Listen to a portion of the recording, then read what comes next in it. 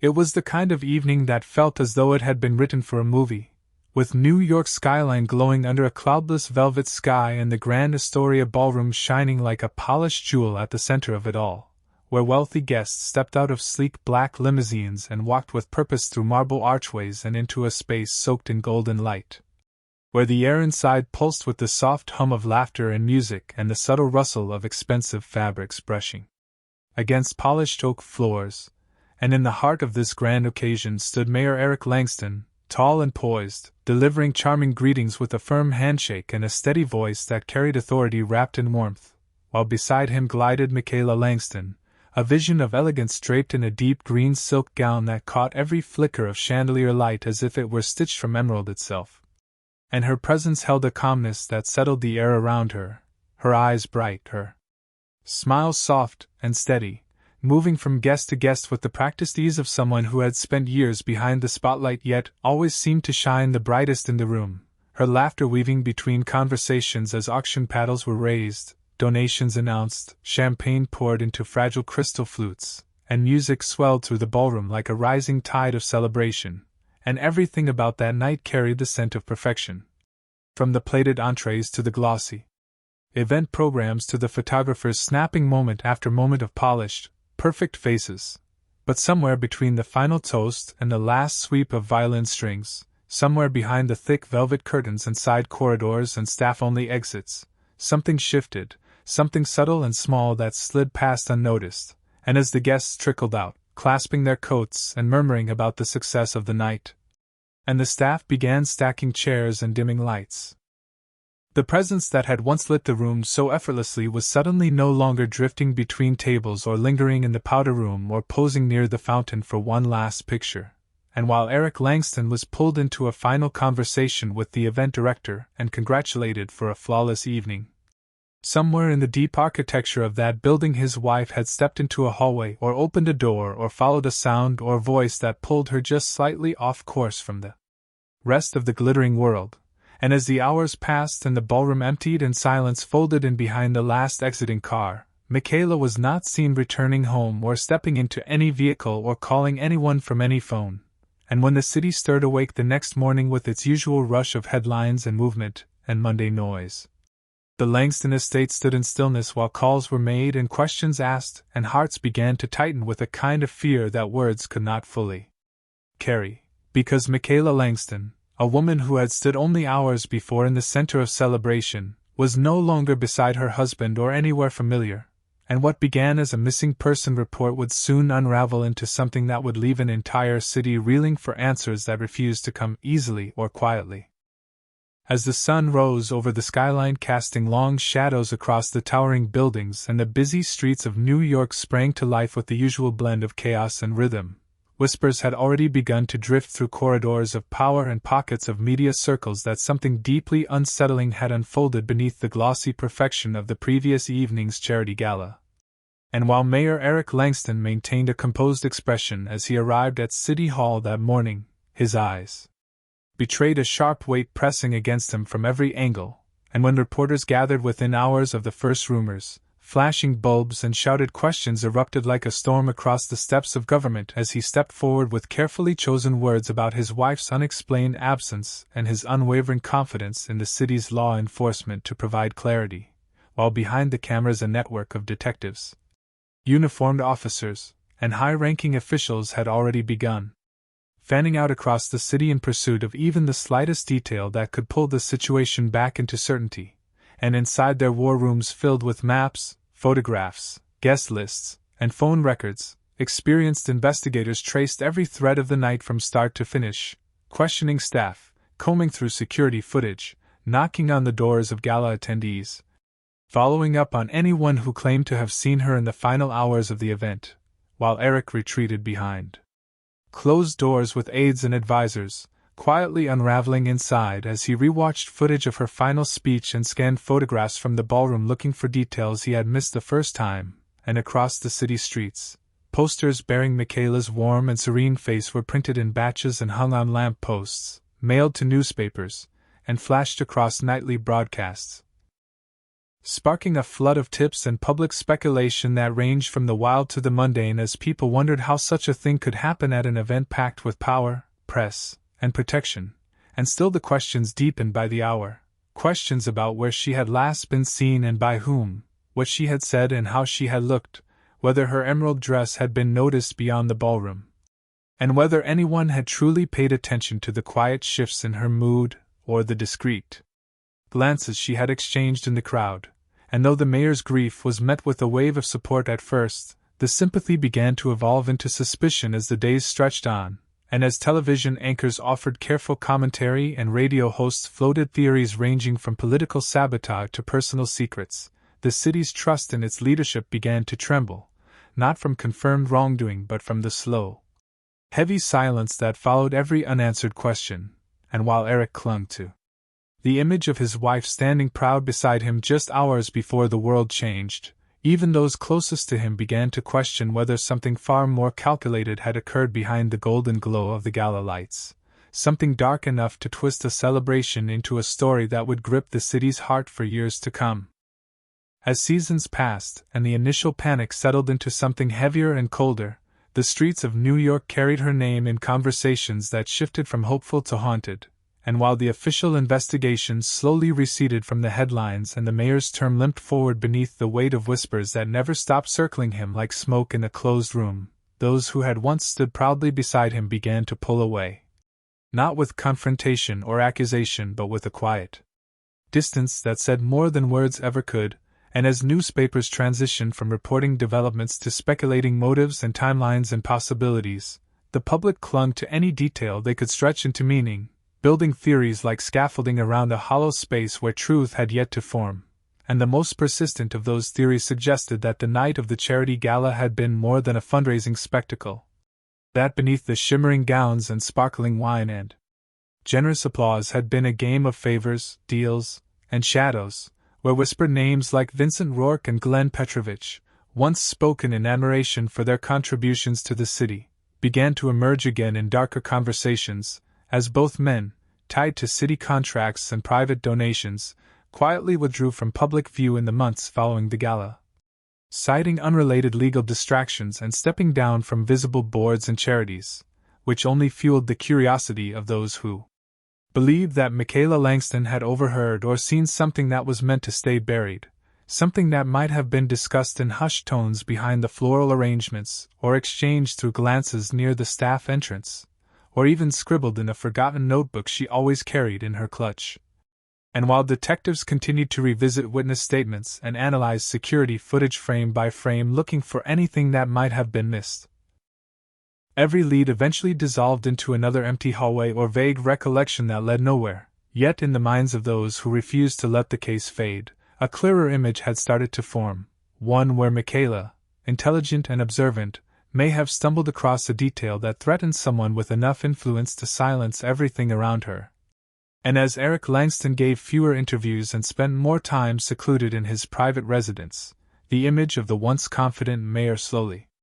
began to fracture beneath the weight of questions that he never answered directly. And while investigators like Carla Mendez refused to archive the case entirely, insisting that one day something would shift, something would be found, something long overlooked would finally unlock the door that everyone had been circling for years, the city itself began to adapt to her absence, turning Michaela into a symbol more than a person. A memory etched in candlelight vigils, whispered about in private gatherings, taught in media ethics classes as a cautionary tale, and still deeply alive in the hearts of those who believed that one day, whether through confession, coincidence, or a forgotten piece of evidence surfacing in the least expected place, the silence that had stretched across a decade would be broken wide open and deliver a truth that had waited patiently behind the city's curtain of wealth, secrecy, and reputation. It was during the quiet renovation of the long-shuttered Grand Astoria Hotel, a place that once held decades of glittering memories and now stood silent beneath layers of dust and peeling wallpaper and the smell of rusted metal and wet stone, that something deeply buried beneath the weight of forgotten celebration began to stir again. When a maintenance crew hired by a private developer began clearing out the lower levels of the building, the kind of work that felt more like archaeology than repair, As workers picked their way through old banquet chairs stacked like bones and shattered glass from chandeliers removed in haste, finding yellow tablecloths, broken champagne flutes, and storage lockers long locked and long ignored, and among those lockers was one in the farthest corner of the sub-basement level, wedged behind a wall that had partially collapsed during a burst pipe years earlier. Sealed with an aging but solid industrial padlock that clung to the metal like a secret, waiting to be broken. And the man who found it, a worker named Julian Cortez, had simply been looking for copper piping when his flashlight swept across something metallic and unfamiliar, and he called to his supervisor, who called to the foreman, who called the property manager, who called the police. And soon what had been just another dusty room of forgotten linens and moldy furniture was lit with the blinding white of forensic lamps and filled with the hush of held breath as detectives and evidence technicians worked side by side under the cracked ceiling of a room that hadn't been opened in a decade, and when they finally cut through the corroded lock and pulled the door open, what they found inside stopped everyone in place. The unmistakable silhouette of a woman's skeletal remains wrapped in the tattered folds of a long green dress, crushed down into the corner of the locker, as though she had folded herself into disappearance, with a blood-stained scarf coiled near the neckline and a pair of sapphire earrings still threaded through what remained of her ear, and a small leather clutch containing a folded charity auction program, an unused valet ticket, and an envelope addressed to M, which had never been opened or sent, and though the scene had long decayed, though time had done everything it could to hide the shape of the truth, those tiny pieces spoke in volumes, and as Carla Mendez stood watching from the doorway, her eyes welled up not from shock but from the cold confirmation of what she had carried in her gut all those years, because somewhere deep inside she had always felt that Michaela Langston had not vanished into mystery or chosen escape or faded by accident but had remained close, painfully close, waiting for someone to find her beneath the very place where she had once stood radiant in light and silk and smiles, and as the team carefully lifted the remains with reverence and precision, the silence in the room was suffocating, a kind of reverent grief that felt almost sacred, and when the forensic lab confirmed through dental records and trace DNA that the remains belonged to Michaela Langston, the entire city turned on its axis once again, newspapers printing headlines in bold font, television anchors delivering updates in voices made suddenly small by the weight of the moment, and the Langston family estate was surrounded once more by reporters, cameras flashing at the same pace they had 10 years before. But this time the tone had changed from speculation to sorrow, and Mayor Eric Langston, now retired and living in semi-seclusion, emerged from his home with a face hardened by time, carrying both devastation and grim vindication in his eyes as he made a brief statement thanking the officers who never gave up and the public who still remembered, before turning back into the house where her photos still hung in their original places and the silence had never truly lifted, and as Detective Mendez reopened the investigation with fresh leads, fresh evidence, and renewed pressure, her focus zeroed in on those two names that had always floated like oil atop water, Vincent Rourke and Glenn Petrovich, men who had both evaded earlier questioning, men who had built walls of legal silence and financial influence so thick they had seemed untouchable. And yet time had done something that fear and corruption could not. It had opened cracks in their alliances, it had aged them, it had weakened the men who once walked like giants across the city's political landscape.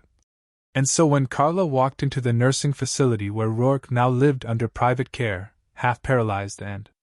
mostly silent, it took only a photo of the green dress and the scent of lavender from the scarf to crack something inside him that years of legal pressure never had. And in a voice worn thin and breathless, he began to speak of a night that had spiraled out of control, a conversation in a service hallway Michaela was never supposed to hear, a confrontation that turned to panic, panic that turned to violence, and violence that turned to decisions made quickly and coldly in the dark, and though the details were fragmented and delivered through foggy memory and regret choked in fear, they were enough to build the case forward, and when matched with trace evidence from the scarf,